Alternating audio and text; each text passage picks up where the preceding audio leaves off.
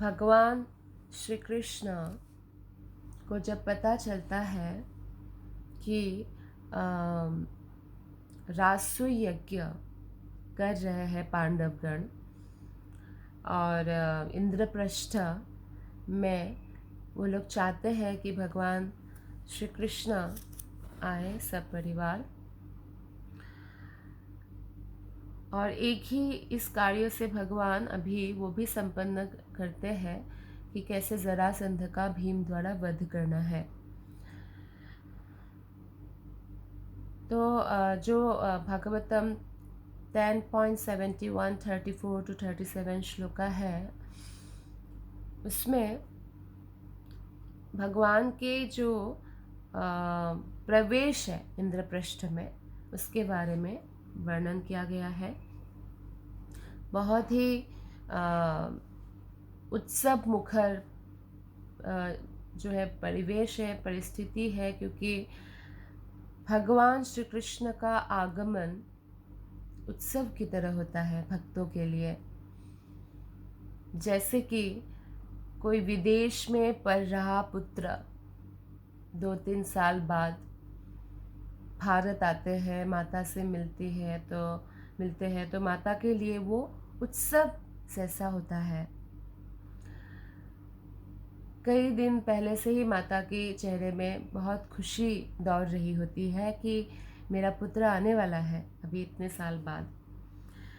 तो सोचिए अगर एक ऐसा हो सकता है यहाँ पे, जैसे एक ऐसा संबंध जो टेम्पोररी है, तो कृष्ण के साथ जो है आत्मा का संबंध जो है परमानेंट है।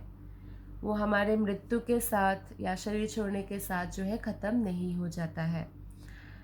तो फिर कैसा उत्सव हृदय में उत्सव जैसा परिस्थिति का अनुभव हो रहा होगा इंद्रप्रस्थ वासियों का। भगवान श्री कृष्ण इतने आकर्षणीय है कि वो कहीं भी जाए जहाँ उनके भक्त हैं, उनके हृदय में उत्सव जैसा एक बहुत दिव्य अनुभव जो है दौड़ता है। और यहाँ पे भी ऐसा ही हो रहा है कि इंद्रप्रस्थ में भगवान श्री कृष्ण अपने पत्नियों के साथ प्रवेश कर रहे हैं। कृष्ण द्वारका के राजा है, तो राजमार्ग पर जो इंद्रप्रस्थ के राजमार्ग है उसमें हाथियाँ, घोड़ों, रथों तथा पैदल सैनिक, ये सब लोग, सेनाएं भी आ रहे थे, क्योंकि राजा के लिए हमेशा सेनाएं आते हैं राजा की रक्षा के लिए। जैसे अभी हमारे यहाँ पे कोई बहुत उच्च पदाधिकारी होते हैं तो उनके साथ कुछ पुलिसकर्मी जाते हैं एज ए बॉडीगार्ड या कुछ सेवा के लिए, तो यहाँ पे ऐसे ही है। और कृष्ण का दर्शन करने के लिए सब स्त्रियां जो है छत पर चढ़ गई, क्योंकि जो इतने सारे सेनाएं भी साथ आ रहे थे और इतने हाथी घोड़ा, तो जो राजमार्ग था वो बहुत भीड़ थी। तो जो स्त्रियां हैं वो छत पर चढ़ गई और उन्होंने छत से क्या देखा? भगवान श्री कृष्ण को देखा, कृष्ण की रानियों को देखा। तो नगर की जो स्त्रियां जो छत पर चढ़ गई थी वो कृष्ण पर फूल बरसाए और मन ही मन कृष्ण का आलिंगन किया और हंसी युक्त चितवनों से उन्होंने कृष्ण का हार्दिक स्वागत किया। तो हमारा जो आँखें हैं ये कोई भी सुंदर वस्तु देखना चाहते हैं। जैसे फॉर एग्ज़ाम्पल हर एक परिवार जो है वो चाहते हैं कि हम साल में एक बार सब लोग मिलके घूमने जाए। तो खासकर जो भक्ति में नहीं है वो लोग कहाँ घूमना चाहते हैं? जैसे उनके सपने होते हैं कि वर्ल्ड टूर पर जाए या कोई ऐसे कंट्री में जाए जहाँ बहुत सुंदर सिनारी हो, बहुत सुंदर वादियाँ हो। जैसे कि लोग पहले कश्मीर बहुत जाते थे, बहुत सुंदर है। तो इस तरह से, या पहाड़ी इलाका में या समुद्र के तट पर, तो ऐसे जाते हैं, यानी सुंदर वस्तु देखना चाहते हैं हमारी आंखें, लेकिन फिर भी सेटिस्फाइड नहीं हो सकता है, क्योंकि भौतिक कोई भी वस्तु को हम देखें उससे हमारी इंद्रियां जो है संतुष्ट नहीं होता है। अगर हम अपने आँखों को करना चाहते हैं संतुष्ट, यानी तो हमें सबसे सुंदर जो है वो कृष्ण है। कृष्ण से सुंदर कोई भी वस्तु नहीं है, भगवान श्री कृष्ण से सुंदर कोई व्यक्ति नहीं है। तो तब हमें भगवान कृष्ण की सुंदरता पर जो है कैसे सुंदरता को देखना है, कृष्ण की महत्व पता होगा तो कृष्ण की सुंदरता को देखने का आनंद और भी आएगा। इसीलिए भक्त जो है वो कृष्ण के सुंदरता के प्रति इतने मुग्ध होते हैं कि ये जो भौतिक जगत है जो अस्थाई है, उसके कोई भी सुंदरता उनको कृष्ण से बढ़कर नहीं लगता है। इसीलिए वो इतना अधिक जो है उत्साही नहीं होते हैं उसे देखने के लिए। अगर उनको कहीं जाना ही है तो ज़्यादातर वो लोग जाते हैं धाम, भगवान श्री कृष्ण के जो लीला स्थली है वहाँ जाते हैं, और वहाँ जाकर वो भक्तों से श्रवण करते हैं, साधुओं से श्रवण करते हैं, कृष्ण की कथा श्रवण करते हैं। तो इसलिए कृष्ण कहते हैं कि मेरे भक्त बोधयन्त परस्परम, एक दूसरे से मेरे बारे में बात कर बहुत ही आनंद लुटते हैं। अब आइए हम देखते हैं, लोग सुख के पीछे भागते हैं, कोई दुख के पीछे नहीं भागता। कोई भी एक व्यक्ति नहीं जो ऐसे बोले कि हे भगवान श्री कृष्ण मुझे दुख दीजिए। कुंती महारानी एक्सेप्शनल है, क्योंकि दुख में कृष्ण हमेशा उनके साथ रहे, तो कहते हैं जब दुख में ही आप साथ रहते हैं तो मुझे दुख दीजिए और विपत्तियाँ दीजिए, सुख नहीं चाहिए। लेकिन अगर हम जनरल पब्लिक को देखें तो हर कोई सुख चाहता है, और हर किसी के जीवन का लक्ष्य सुख है। कोई भले ही कितना ही नाम कमा ले, कितना ही वो बड़े पोस्ट में आ जाए, कितना ही वो पैसा भी कमा ले, धन कमा ले, लेकिन वो सुखी होने के लिए ये सब करते हैं। कुछ लोग सोचते हैं मेरे पास बहुत सारा धन आ जाएगा तो मैं सुखी हो जाऊंगा। कुछ लोग सोचते हैं मैं बहुत ज़्यादा नाम कमाऊं तो मैं सुखी हो जाऊंगा। तो हर कोई सुखी होना चाहते हैं। तो सुख 3 प्रकार के हैं। एक तो है भौतिक सुख, यानी जो भौतिक वस्तु की प्राप्त होने से लोगों को लगता है कि वो सुखी हो जाएगा। लेकिन अगर ऐसा होता तो इतना जो नाम कमाने वाला व्यक्ति है वो कभी ना रोता। अगर धन से सुखी होता व्यक्ति तो बड़े बड़े महलों में कोई दुखी नहीं रहता। तो इसका मतलब कि भौतिक वस्तु से कोई भी सुखी नहीं रह सकता है, और इसलिए भौतिक सुख जो है वो अस्थाई है। जैसे आपके पास आपका बहुत अच्छा सैलरी है और आपके पास सैलरी आ गई तो आपको बहुत आनंद हुआ, लेकिन वो आनंद बस थोड़े समय के लिए रहेगा। पैसा खर्च होते ही फिर आनंद चला जाएगा, फिर अगले महीने की सैलरी का आप इंतज़ार करेंगे। उसी प्रकार कोई जैसे डॉक्टर बनना चाह रहे थे तो उनको मेडिकल एंट्रेंस क्लियर हो गया तो उस दिन बहुत खुशी होती है, लेकिन उसके बाद धीरे धीरे वो खुशी भी चली जाती है। और जैसे मान लीजिए किसी को विवाह करने का बहुत वो था कि हाँ हम विवाह कर ले, बहुत सुंदर पत्नी हो गई शादी, तो बहुत खुश होते हैं, लेकिन बाद में वो खुशी भी चली जाती है। तो भौतिक सुख जो है वो अस्थाई है। दूसरे प्रकार का सुख है आध्यात्मिक सुख। तो आध्यात्मिक सुख का मतलब है कि बहुत सारे जो है व्यक्ति जो निराकार ब्रह्म की उपासना करते हैं वो निराकार ब्रह्म के साथ तदाकार होना चाहते हैं, मर्ज होना चाहते हैं, एक होना चाहते हैं, जो कि संभव नहीं है। अगर कोई ब्रह्म ज्योति जो कि भगवान श्री कृष्ण के शरीर से निकला हुआ ज्योति है, तो उस ज्योति में कोई अगर जाए भी, जिसको सायुज्य मुक्ति कहते हैं, तो भी वो भगवान के साथ एक नहीं हो सकते हैं। अर्थात जैसे पानी में मछली तैरती रहती है ऐसे ही वो लोग ब्रह्म ज्योति में लटकते भटकते रहते हैं। तो ये जो सुख, हाँ ये बात है कि वो भौतिक सुख से तो श्रेष्ठ है, क्योंकि भौतिक सुख में भौतिक इच्छाएं हैं जो दुखों का कारण है, लेकिन वहाँ पे ऐसी इच्छाएं नहीं है। लेकिन फिर भी श्रील प्रभुपाद कहते हैं कि ये भौतिक इच्छा का ही विस्तार है, क्योंकि जो भी इस तरह से ब्रह्म ज्योति में प्रवेश करना चाहते हैं तो वो कोई इच्छा नहीं रख सकते हैं, और जैसे ही इच्छा उनके मन में आया तुरंत उनका पतन हो जाएगा, फिर से पृथ्वी लोक में उनको जन्म लेना पड़ेगा। तो इसीलिए ऐसे सुख भी एक प्रकार से भौतिक ही है, हालांकि आध्यात्मिक है, लेकिन फिर भी, क्योंकि फिर से वही जो है वो आना पड़ेगा उनको, अगर इच्छा करेंगे तो ऐसा सुख नहीं है। और इससे सबसे सर्वश्रेष्ठ सुख जो तीसरे प्रकार के सुख है वो है भक्तिमय सुख, जो भगवान श्री कृष्ण की अनन्य भक्ति से प्राप्त किया जा सकता है। यह आध्यात्मिक सुख से बहुत ऊपर है। एक तो सायुज्य मुक्ति है, लेकिन 4 प्रकार के वैष्णव मुक्ति भी है वैकुंठ में, जहाँ से उनको वापस नहीं आना पड़ता।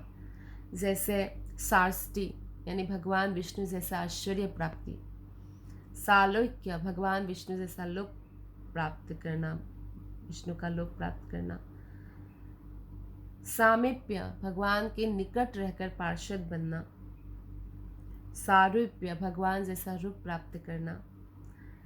तो ये जो वैष्णव मुक्तियाँ भी है, इससे भी ऊपर जो है भक्तिमय सुख है, जिसको आनंद कहा जाता है। तो भक्तिमय सुख जो है वो ही स्थायी है। भगवान के जो शुद्ध भक्त है, सायुज्य मुक्ति तो दूर की बात है, वो तो वैष्णव का जो 4 मुक्ति है वो भी कामना नहीं करते। वो एक ही कामना करते हैं, कृष्ण प्रेम प्राप्त करना, और उसके लिए वो कृष्ण की प्रसन्नता के लिए हर कार्य करने के लिए तैयार रहते हैं। जब तक मनुष्य भौतिकता से ग्रस्त रहता है, तब तक भक्ति से प्राप्त होने वाला सुख संभव नहीं है।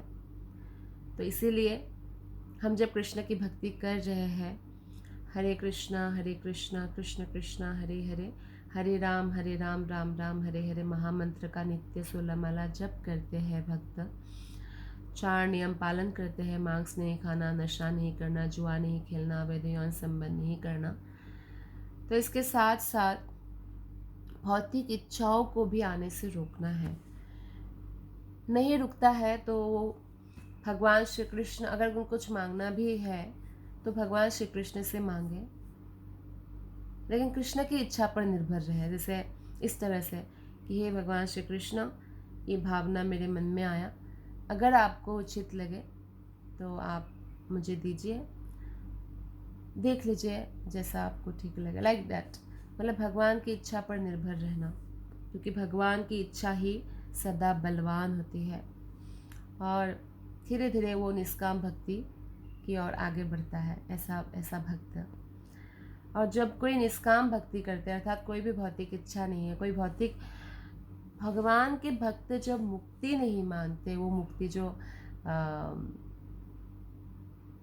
वैष्णव मुक्ति है वो भी नहीं मांगते, तो भौतिक चीज़ों को कितना तुच्छ मानते होंगे। क्योंकि मुक्ति से भी बढ़कर जो है भक्ति है, हमारे शास्त्रों में इसका स्पष्ट उल्लेख है, क्योंकि भक्ति ही जो है वो हमें दिव्यानंद प्रदान कर सकते हैं और कुछ भी नहीं।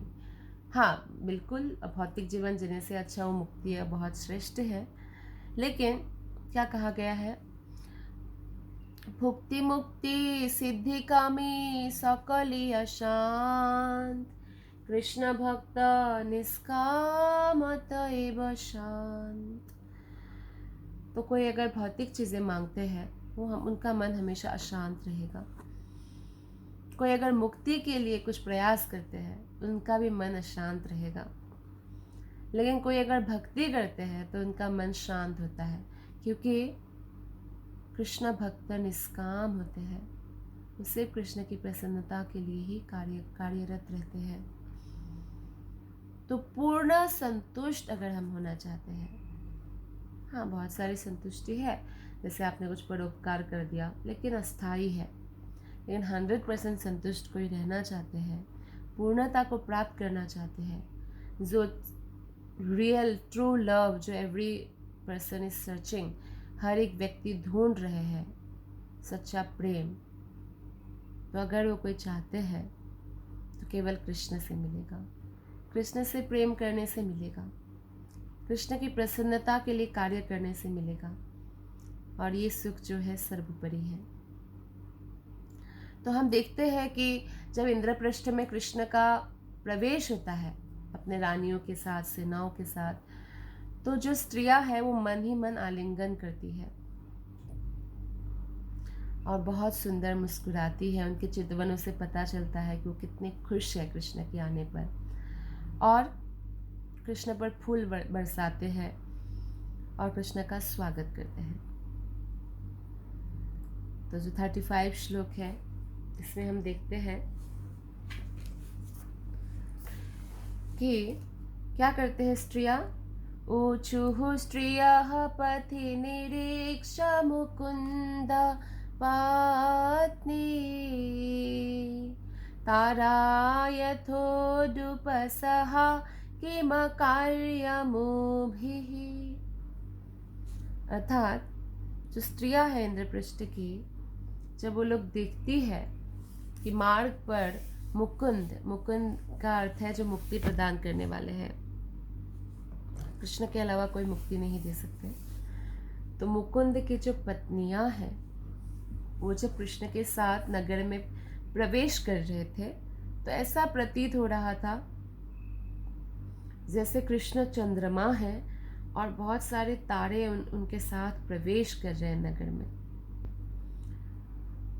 तो स्त्रियां जब ऐसे देखा कृष्ण की पत्नियों को, वो लोग एक प्रकार से चिल्ला उठी आश्चर्य से कि इन स्त्रियों ने कौन सा कर्म किया है जिससे उत्तम उत्तम व्यक्ति अपनी उदार मुस्कान तथा क्रीड़ा युक्त दीर्घ चितवनों से उनके नेत्र को सुख प्रदान कर रहे हैं। उत्तम उत्तम मतलब उत्तम, जो सबसे उत्तम पुरुष है वो उनके पति है। इन्होंने कौन सा कर्म किया है? उत्तम पुरुष सबसे कौन हो सकते हैं कृष्ण के अलावा? तो वो मर्यादा पुरुषोत्तम है, लीला पुरुषोत्तम है, तो हर उसमें उत्तम है, और उनका दर्शन इतना सुखकारी है कि हमेशा पत्नियों को नेत्र सुख मिल रहा है। तो इन्होंने ऐसा कौन सा कर्म किया है? वो लोग बहुत आश्चर्यचकित है। वो लोग जानना चाहते थे, क्योंकि हर कोई जो स्त्री है या कन्या है वो एक ऐसे पति की कामना करती है जो सर्वोत्तम हो, जो हर प्रकार से बेस्ट हो और उनको हमेशा आनंदित रखे। तो स्त्रियों ने देखा कि सर्वोत्तम जो है भगवान श्री कृष्ण है, और श्री कृष्ण की पत्नियां जो है सर्वाधिक भाग्यशाली है। एक तो ये जो भौतिक संसार है, इसमें जीवित रहते हुए भी पति पत्नी में विच्छेद हो जाता है, ब्रेकअप, या तो जिंदा रहते ब्रेकअप होता है, अन्यथा मृत्यु के साथ तो होना ही है। लेकिन कृष्णा सभी आत्माओं का शाश्वत पति है। जनरली क्या होता है, कोई भी स्त्री अपने पति को छोड़कर अगर दूसरे पुरुष की कामना करती है तो उनकी सतीत्व नष्ट हो जाता है। लेकिन यहाँ हम देखते हैं कि इंद्रप्रस्थ की जो स्त्रियां हैं वो मन ही मन कृष्ण को आलिंगन करती है, लेकिन उससे सतीत्व नष्ट नहीं होता है, बल्कि वो और भी पवित्र हो जाती है। क्यों? क्योंकि हर एक आत्मा कृष्ण का अंश है, इसलिए कृष्ण ही सबके शाश्वत स्वामी है। अर्थात जन्म के साथ जिस प्रकार कोई भी रिश्ता शुरू होता है ना, माता पिता भाई बहन चाचा चाची, और शादी हो जाती है, फिर और भी रिश्ते बनते हैं, लेकिन मृत्यु के साथ वो ख़त्म हो जाता है। अगले जन्म में कोई और ऐसा है। लेकिन जब भगवान श्री कृष्ण के साथ जो हमारा रिश्ता है जन्म जन्मांतर से, वो कभी भी बदलता नहीं है। तो इसीलिए भगवान श्री कृष्ण को कौन पति रूप में नहीं चाहेगा। तो ये जानना चाहती थी कि इन स्त्रियों ने ऐसा क्या कर्म किया है जो दिन रात कृष्ण के साथ रहने का इनको सुख प्राप्त हो रहा है। जिस दर्शन के लिए हम व्याकुल हो रहे हैं कि कृष्ण इंद्रप्रस्थ आएंगे तो हम एक झलक दर्शन कर लेंगे, ये स्त्रियां तो 24 घंटा कृष्ण का दर्शन करती है। कृष्ण उनको आलिंगन करते हैं, कृष्ण की सेवा करने का उनको मौका मिलता है। हर दिन कृष्ण की सुंदर मुस्कान देखने को मौका मिलता है। कृष्ण उन पर अटेंशन देते हैं। हर एक स्त्री चाहती है कि उनके पति जो है उनको अटेंशन दे, और अगर पति कृष्ण है और वो उन पर ध्यान दे रहे हैं, उनका ध्यान रख रहे हैं, तो कितना दिव्य आनंद मिलेगा। और कृष्ण जो है गृहस्थ के रूप में हम देखते हैं, जब भागवतम में पढ़ते हैं कि कृष्ण एक परफेक्ट गृहस्थ का जो है रोल निभाया। हर एक पत्नी को इतना प्रसन्न रखते थे, यहाँ तक कि 16,108 जो उनकी पत्नियां थी, सबको इक्वली, ना एक कम ना एक ज़्यादा, 10 पुत्र और एक पुत्री थी। तो आप सोच सकते हैं कि कृष्ण कितना अनबायस्ड है। हर एक पत्नी को सेम फैसिलिटी है, सब कुछ है, महल, स्विमिंग पूल, गार्डन, और साथ ही साथ भगवान श्री कृष्ण हर समय हर दिन उनके साथ उपस्थित रहते थे, 16,108 रूप में खुद का विस्तार करके। सारी पत्नियां बहुत प्रसन्न थी। तो इसलिए सभी स्त्रियां ऐसे भाग्य को तरसती, और इंद्रप्रस्थ की स्त्रियां वही कर्म करना चाहती कि जो कृष्ण का दर्शन रोज हो, जो कृष्ण की पत्नियों ने किया है। तो कृष्ण की पत्नियों की भाग्य का वो सराहना करती कि कितनी भाग्यशाली है। आगे श्लोक नंबर 36 में नगरवासी और जो व्यापारी है, बिजनेसमैन है, उसमें जो प्रमुख नेताएं हैं, जो बहुत निष्पाप व्यापारी है इंद्रप्रस्थ में, तभी वो भगवान श्री कृष्ण का स्वागत करने आ पाए, कृष्ण के लिए उपहार लेकर आए। तो शहर के कुछ धनी, प्रतिष्ठित और निष्पाप नागरिकों ने नगर प्रवेश के कारण उनका स्वागत करने के लिए भगवान को शुभ वस्तुएं भेंट की। इस तरह से विनम्र सेवक के रूप में कृष्ण की पूजा की। तो ये बहुत सुंदर अभ्यास है, व्यवहार है, एटिकेट है कि उनके नगर में कृष्ण आ रहे हैं तो कृष्ण के लिए उपहार ले आए। जो धनी प्रतिष्ठित व्यापारी है, उनके नेताएं हैं। तो इस प्रकार जब हम भगवान श्री कृष्ण से मिलने जाते हैं मंदिर में, कृष्ण अभी कलियुग में अच्छा विग्रह के रूप में हमारे पास है, हरि नाम के रूप में है, श्रीमद् भागवत ग्रंथ के रूप में है। तो खासकर हम जब मंदिर जाते हैं भगवान श्री कृष्ण से मिलने, तो हमें कुछ ना कुछ उपहार लेकर जाना चाहिए। ये बहुत अच्छा अभ्यास है। जैसे एक फूल, वन फ्लावर, एक तुलसी पत्ता, मतलब ज़्यादा ले सकते हैं पर मिनिमम, अगर तुलसी पत्ता एक भगवान के लिए तोड़ने में कोई धन का भी खर्चा नहीं है, या एक फूल तोड़ने में, या एक कोई फल बिल्कुल निर्धन है तो मार्केट में केला बहुत सस्ता है, एक केला, या इस तरह से भगवान के लिए कुछ ना कुछ उपहार लेकर जाना चाहिए, कृष्ण की प्रसन्नता के लिए। क्योंकि कृष्ण एक व्यक्ति है, जैसे हर आत्मा एक व्यक्ति है, और इसीलिए कभी भी एक व्यक्ति दूसरे व्यक्ति में मर्ज नहीं हो सकते ना। तो एक गलत धारणा है कि कोई ब्रह्मज्योति में तदाकार हो जाएगा, इसलिए वो सुख प्राप्त नहीं कर सकते। भक्तिमय सेवा में वो सुख है। कृष्ण एक व्यक्तित्व है, हम व्यक्तित्व, हमारी व्यक्तित्व कभी नष्ट नहीं होता, और कृष्ण के साथ सेवा से हम आनंद को प्राप्त कर सकते हैं। और कृष्ण इतना ज़्यादा भक्तवत्सल है कि वो अपने भक्तों की सेवा करने लग जाते हैं। तो इसलिए हम देखते हैं कि भगवान कृष्ण बहुत ही दयालु है, और जब हम उनको प्रेम करने का थोड़ा सा भी प्रयास करते हैं तो वो हमें अपनी कृपा प्रदान करते हैं, भक्तों से मिलाते हैं, उनके शुद्ध भक्तों से। जैसे खासकर कोई गुरु के पास जाए तो कोई ना कोई उपहार ले जाना चाहिए। पुराने ज़माने में गुरु लोग जैसे यज्ञ करते रहते थे रोज़, तो उनके लिए लकड़ी से, सड़क पे से या जंगल में से 1-2 लकड़ी भी कोई ले जाए तो वो गुरु को उपहार देते, गुरु उसको यज्ञ में यूज़ करते। तो इस प्रकार गुरु के लिए भी कुछ फूल या फल भेंट के रूप में ले जाना चाहिए, या भक्तों के लिए भी जब हम मिलने जाते हैं। ये बहुत सुंदर अभ्यास है। तो बहुत प्रकार के जैसे भक्त होते हैं, बहुत प्रकार के मतलब खासकर मेनली जो है 3 प्रकार के भक्त होते हैं। एक जो है उत्तम अधिकारी भक्त है। तो उत्तम अधिकारी भक्त में समस्त वैष्णव गुण होते हैं।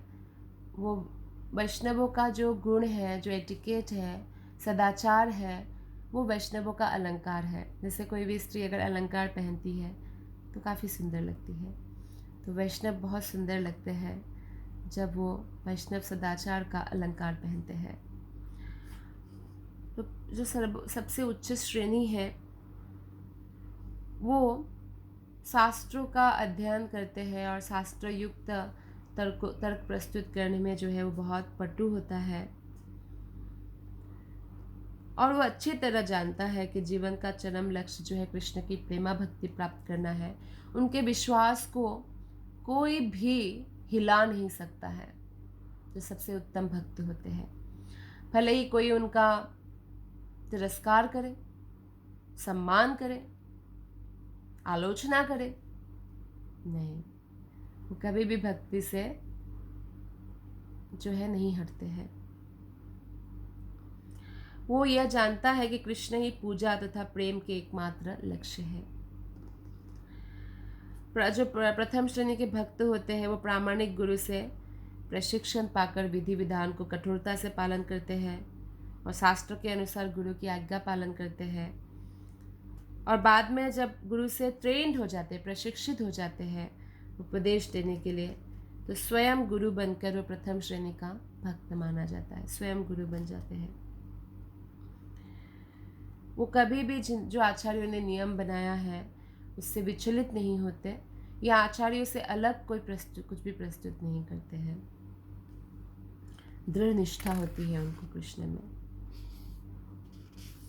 द्वितीय श्रेणी के भक्त यानी मध्यम भक्त, जो मिडिल लेवल में है, वो शास्त्र के बल पर तर्क करने में उतना निपुण तो नहीं होते, लेकिन कृष्ण पर दृढ़ विश्वास होता है।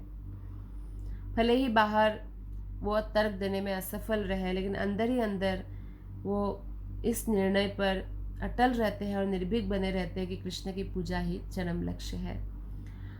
और जो नवदीक्षित है या तृतीय श्रेणी के भक्त है, जो कनिष्ठ अधिकारी कहा जा सकता है, उनका तो विश्वास प्रबल नहीं होता। कोई भी उनसे ज़्यादा तर्क करने वाले व्यक्ति हो, जो प्रबल तर्क करने वाले प्रभावी व्यक्ति है, तो उनके निर्णय को कि कृष्ण ही भगवान है वो बदल सकते हैं, या उनकी भक्ति दाबादोल हो सकता है। वो अपने लक्ष्य में दृढ़ निष्ठा उनको नहीं होता है। तो ये जो कनिष्ठ अधिकारी है या नवदीक्षित है, तो इसका भी 4 प्रकार है जो भगवद गीता में बताया गया है। जैसे कि आर्ता अर्थार्थी जिज्ञासु ज्ञानी। आर्ता मतलब जो दुख में पड़कर कृष्ण के पास जाते हैं। जैसे कि गजेंद्र को मगरमच्छ ने पकड़ लिया था, तो दुख में थे, तो भगवान को पुकारा तो भगवान आए। तो दुख दूर करने वाले हैं कृष्ण, तो जो दुख में पड़कर कृष्ण के पास जाते हैं। कई है जो धन की कामना से कृष्ण के पास जाते हैं, जैसे कि ध्रुव महाराज ऐसे नवदीक्षित की श्रेणी का एक उदाहरण है, जब वो नए 5 साल के थे और पिता की गोद में बैठने जाने पर उनकी सौतेली माँ ने तिरस्कार किया, तो पिता के जैसा साम्राज्य पाना चाहते थे, तो इसलिए विष्णु की आराधना कर रहे थे। लेकिन जैसे ही वो शुरू किया प्रोसेस और भगवान कृष्ण का दर्शन किया, तो उनका हृदय से समस्त भौतिक इच्छा लुप्त हो गई और शुद्ध भक्त बन गए। गजेंद्र भी ऐसा ही हुआ, ऐसे तो दुख में पुकारा था लेकिन बाद में शुद्ध भक्त बन गए। तो भले ही कोई दुख में कृष्ण के पास आए या धन की कामना से, ये बहुत शुभ होता है। हाँ, ये जो है भौतिक है, लेकिन फिर भी किसी भी कारण से कोई कृष्ण के पास आए तो उनका कल्याण हो जाता है, बाद में वो शुद्ध भक्त बन जाते हैं। या जिज्ञासु जो है आर्त और उससे धन की प्राप्ति करने वाले के जो कृष्ण के पास आते हैं लोग, उनसे थोड़ा श्रेष्ठ होते हैं जिज्ञासु, क्योंकि वो जिज्ञासा करते हैं मैं कौन हूँ, भगवान कौन है, क्या संबंध है। तो उनमें से हम उदाहरण दे सकते हैं नैमिषारण्य की शौनक आदि ऋषियाँ जो है वो प्रश्न पूछ रहे थे सुध गोस्वामी से। तो ये बहुत अच्छा तरीका है कि हम शुद्ध भक्त से प्रश्न पूछें और भगवान को जानने का प्रयास करें। और इन सभी नौसिखिया भक्तों में सबसे श्रेष्ठ जो कृष्ण मानते हैं और कृष्ण को प्रिय भी है, ज्ञानी। क्योंकि ज्ञानी कोई भौतिक इच्छा की तृप्ति के लिए कृष्ण के पास नहीं जाते, वो जानते हैं कि कृष्ण भगवान है और इसीलिए वो कृष्ण के पास जाते हैं। जैसे कि 4 कुमार, ब्रह्मा के 4 कुमार। तो श्लोक नंबर जो 37 है, 1.7 to 1.37, तो उसमें देखते हैं, बहुत सुंदर है। अंतः पुरा जने प्रीत्या मुकुंद फुल्ललोचनै। तो प्रफुल्ल नेत्रों से अंतःपुर के सदस्य भगवान मुकुंद का प्रेम पूर्वक स्वागत करने जोर से आगे बढ़े और इस तरह भगवान राजमहल में प्रविष्ट हुए। तो कृष्ण को स्वागत करने के लिए हमारे हृदय में बहुत जोश होना चाहिए, उत्साह होना चाहिए। तो उत्साह होगा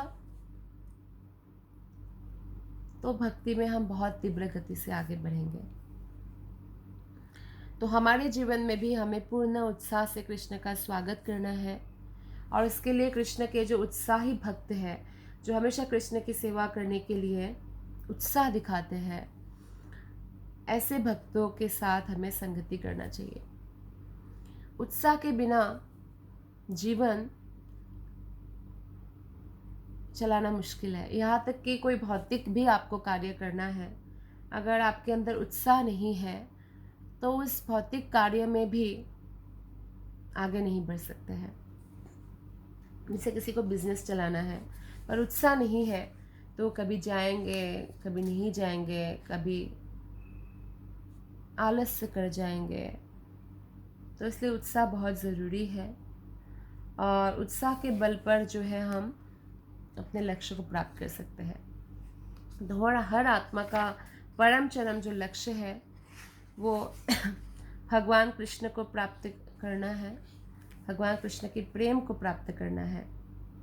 तो इसीलिए हमें उत्साहित रहना चाहिए कृष्ण को अपने जीवन में लाने के लिए और शुद्ध भक्तों से प्रशिक्षण प्राप्त करना चाहिए कि किस प्रकार से हम शुद्ध भक्ति में आगे बढ़ सकते हैं। क्योंकि बिना भौतिकता से जब तक हम मुक्त नहीं होंगे, भौतिक इच्छाओं से, तब तक हम भक्ति में सुख का आनंद नहीं ले सकते हैं ना। जैसे प्रहलाद महाराज है, जब नरसिंह भगवान का अवतार हुआ, कृष्ण का अवतार है नरसिंह भगवान, तो नरसिंह भगवान से प्रहलाद यही कहते हैं कि हे भगवान, मेरे हृदय में कोई भौतिक इच्छा प्रवेश ना कर पाए। तो ये प्रार्थना हमें ज़रूर करनी चाहिए, क्योंकि भौतिक इच्छा ही समस्त दुखों का कारण है। भौतिक इच्छा ही डिप्रेशन, फ्रस्ट्रेशन का कारण है। तो इसीलिए हमें ना भौतिक सुख के पीछे भागना है, ना वो आध्यात्मिक सुख के पीछे जो भगवान की ज्योति के साथ तदाकार होना चाहते हैं। हमें अगर भागना है तो भक्तिमय सुख के पीछे, यानी भगवान श्री कृष्ण की शुद्ध भक्ति, हम किस प्रकार कर सकते हैं इसके पीछे। शुद्ध भक्त का जो ध्यान है वो हमेशा भगवान की लीलाओं में रहते हैं, उनके नाम, गुण, रूप आदि के यशोगान में इतना आकृष्ट रहता है कि वो मुक्ति की भी परवाह नहीं करता, क्योंकि मुक्ति से भी श्रेष्ठ जो है भक्ति है। तो इसलिए श्री बिल्वमंगल ठाकुर ने कहा है कि हे प्रभु, यदि मैं आपकी भक्ति में लगा रहूं तो मुझे आपकी उपस्थिति का बड़ी आसानी से सर्वत्र आभास हो सकता है। भगवान श्री कृष्ण सर्वत्र उपस्थित है, तो जो भक्ति में लगे हैं तो हमेशा कृष्ण का उपस्थिति का आभास कर उनको होता रहेगा।